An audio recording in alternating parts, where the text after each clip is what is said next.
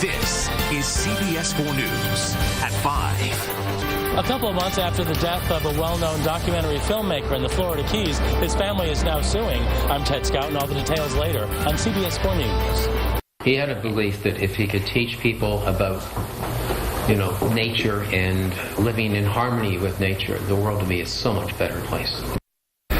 Right now at 5, family files suit after a diver dies off the coast of the Florida Keys. The documentary filmmaker's family wants a dive company and a dive instructor held responsible. You might remember this story. He disappeared in late January. His body recovered after a 3-day search.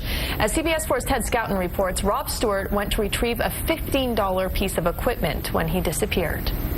You're underwater and you see the thing that you were taught your whole life to fear, and it doesn't want to hurt you. Rob Stewart was a well-known conservationist and documentary filmmaker. He died on a dive off Islamorada in January after trying to shoot video of an endangered sawfish shark. His family is suing for negligence. Attorneys claim he died after making a third deep-water dive to help retrieve a piece of equipment.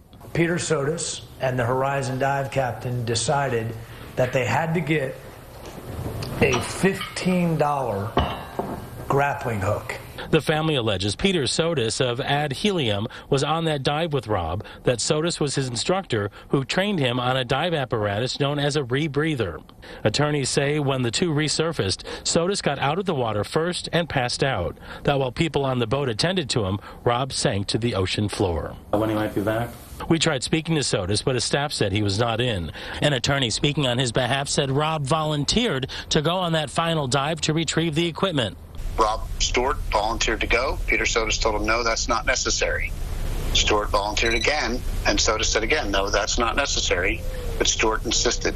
We know the rules. I mean, as an instructor, you never leave your student in the water. The attorney goes on to say that unknown to Rob, Sotis adjusted the gas mixture levels of the equipment. Peter Sotis was manipulating the gas levels on the dive computer to accomplish more aggressive decompression profiles because, in his words, he was the best in the business. Also named in the suit, Horizon Dive Adventure, the Key Largo company that provided the boat and crew.